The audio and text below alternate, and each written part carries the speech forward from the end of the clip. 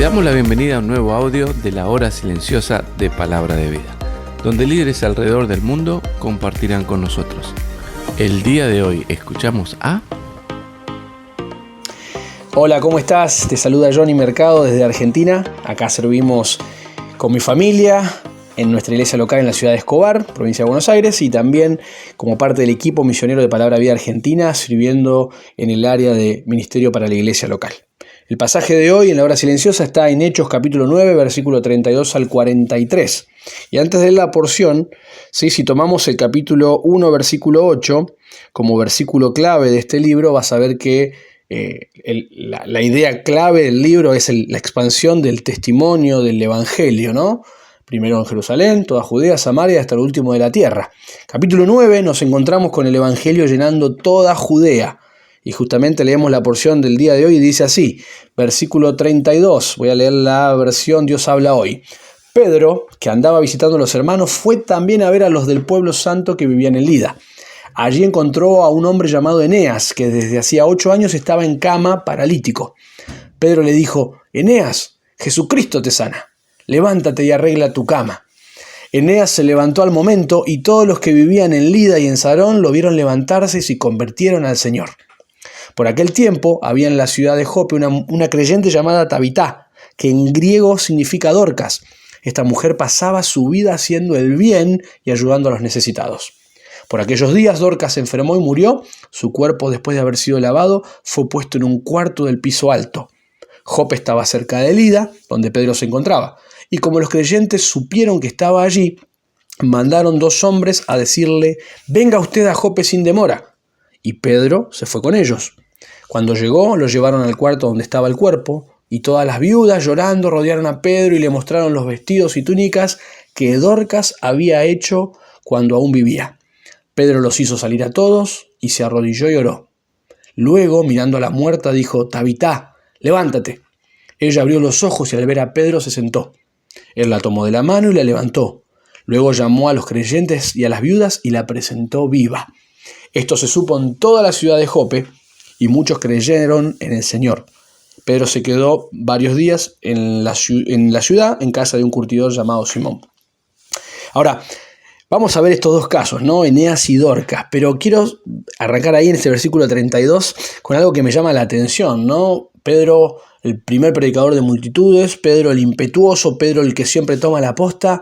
Vemos una faceta desconocida de él, ¿no? Dice que andaba visitando a los hermanos, que también fue a ver a los del pueblo santo, ¿no? Vemos como un lado pastoral en el ministerio de Pedro y me encanta verlo así, ¿no? Muy distinto a lo que quizás tenemos como preconcepto del que negó a Jesús, del impetuoso, del que a veces estaba al margen de ciertas cosas y muy metido en otras. Pero nos metemos ahí en el versículo 33 y aparece Eneas. No sabemos si era creyente o no, porque la Biblia no lo dice, ¿no? Algunos dicen que como Jesús dice, Pedro dice Jesucristo te sana y no le dice te salva tus pecados, puede ser que sea creyente, pero bueno, eso no hace la diferencia, ¿no? Lo que nos dice acá era que un hombre que era paralítico hace 8 años, o sea, no había nacido en esa condición. Y probablemente en esta ciudad se sabía la razón por la que había quedado así, y lo conocían como el paralítico, ¿no? Pero volviendo ahí en el versículo 34, es increíble lo que sucede. Pedro no lo toca, Pedro no lo sana, Pedro le dice Jesucristo te sana. Y qué increíble, ¿no? Porque Pedro tiene bien en claro que no se trata de él. Es Jesús quien hace la obra. Pedro tiene en claro que es Cristo. ¿Y cuántas veces vos y yo nos olvidamos de eso, no? Que en lo que hacemos pensamos que es Dios usándome a mí, que no lo hace con otro, lo hace conmigo. Y no se trata de vos y de mí, se trata de Jesús. Qué importante es que cuando Dios en su gracia decida usarte a vos y a mí, no nos olvidemos que sigue siendo Él quien se tiene que llevar la gloria, porque es Él quien hace la obra. Ahora, qué increíble la actitud, ¿no? Porque Eneas, que hace años quizás dependía de alguien más, fíjate su actitud, dice que enseguida se levantó. No hay cuestionamiento, no le dice, che, pero soy paralítico, ¿qué me pedís que me levante? No reclama, no hay cuestionamientos, él cree y se levanta. Cree y se levanta. Y lo que pasa después es increíble, ¿no? Porque dice que todos los que habitaban en Lida y en Sarón, los cuales se convirtieron al Señor. Y cuando la Biblia dice todos, es todos. Seguramente eran miles de personas que conocían la historia de este muchacho. y que escucharon el testimonio de la obra de Dios en su vida. La obra de Dios en la vida de Eneas. Ahora continúa el relato y vemos que Pedro se va a Jope, unos 24 o 25 kilómetros de distancia de Lida. Y cuando leí Jope se me vino a la cabeza, digo, este lugar lo conozco. ¿Te acordás? Cientos de años antes, Jonás se tomaba el buque, dirían en Argentina, ¿no? Se tomaba un barco para escaparse de la voluntad de Dios. Y hoy, cientos de años después, Pedro, que había tenido sus altibajos en la vida espiritual, hoy está en el centro de la voluntad de Dios, viendo a Dios obrar en su vida y a través de su vida. Qué increíble, ¿no? No es el lugar, hermano, no es el lugar, es el corazón lo que determina, y la entrega al Señor, lo que determina lo que Él tenga para hacer en vos y a través tuyo. Ahora, ¿te acordás que te dije esta palabra testimonio? Testimonio no es solo lo que yo digo o lo que muestro, es lo que vivo. Testimonio es lo que yo digo de mí, no, eso es mi historia. Testimonio es lo que los demás ven en mí y lo que los demás dicen de mí. Ahí el versículo 36 nos cuenta el testimonio de Dorcas.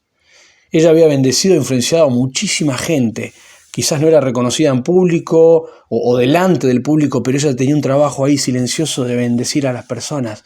Esta versión me encanta porque dice que pasaba su vida haciendo el bien y ayudando a los necesitados. Ahora, nuestro testimonio no es lo que hacemos el fin de semana en la iglesia. Eso es nuestro servicio y en todo caso nuestro ministerio. Pero Dorcas es un claro ejemplo de que el testimonio, ¿sí?, es la herramienta que Dios va a utilizar para tocar el corazón de aquellos que nos rodean y nos conocen. Y el testimonio no es una horita o dos el fin de semana, es 24/7. ¿No? Es nuestra carta de presentación, es demostrar nuestra identidad en Cristo. Y el testimonio de Dorcas es evidenciado o es evidente en su funeral, ¿no? Las personas que lloraban la pérdida de esta persona que había bendecido su vida. Y yo espero que no sea pronto mi funeral, pero ahí se va a ver muchas de las personas a las que pude bendecir en mi vida. Muchos van a ir por lástima a la familia, pero muchos van a ir en agradecimiento a Dios por lo que Él pudo hacer a través de mí. O quizás no vaya nadie, no lo sé. Pero preguntémonos esto, ¿no? ¿Cuántas personas de las que nos rodean algún día van a ir a visitar nuestra tumba o nuestro funeral por lo que fuimos para ellos? Ahora, el resto de los versículos nos dan los detalles de lo que pasó antes y durante el milagro, ¿no? Y sin duda es increíble, o sea, un muerto vuelve a la vida. Esto no es normal, no pasa todos los días. No es por la palabra de Pedro, no es por el poder de Pedro. Él tiene en claro que es un hombre común y corriente como vos y yo. Pero la diferencia es que es un hombre entregado por completo a la obra y a la voluntad de Dios. Ahora me encanta ver cómo obra Pedro, ¿no? Primero saca a todos, como para que nadie se confunda de que es Dios quien hace la obra. Y después dice que ora y obra. Ora y obra. ¿Es este el patrón de acción tuyo y mío? Cuando nos disponemos a hacer algo para el Señor, ¿oramos para que sea Él? ¿Oramos para que Él sea quien se lleve la gloria, que Él haga la obra? ¿O oramos para llenar ahí, ¿no? Como relleno. Esto muestra dependencia. Esto muestra reconocer que es Dios y no nosotros. Y que sin Él no somos nada. Pedro lo tiene en claro.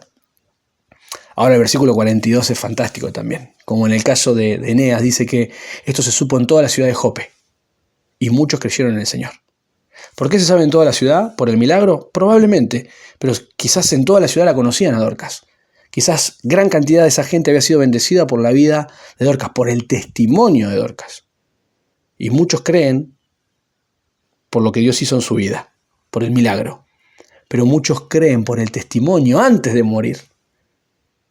Y ahora quiero que vos y yo nos paremos delante de la palabra de Dios como en un espejo, como le dice Santiago, que miremos atentamente y nos preguntemos, ¿puede ver la gente la obra de Dios en mi vida? ¿Estoy acercando a las personas a Jesús con mi testimonio? ¿Quién se lleva el aplauso? ¿Quién se lleva el crédito de lo que hago para el Señor? Yo deseo que como para mí fue una bendición y hasta algo incómodo leer estos pasajes, lo pueda hacer también para tu vida. Que no nos olvidemos que el testimonio no es lo que yo digo de mí, es lo que los demás ven en mí. Y el desafío es que vean a Cristo en nosotros. Dios te bendiga, te mando un abrazo grande. Gracias por escucharnos. Recuerda que este audio no reemplaza tu tiempo a solas con Dios. Te animamos a que escribas tus aplicaciones personales. Hasta mañana.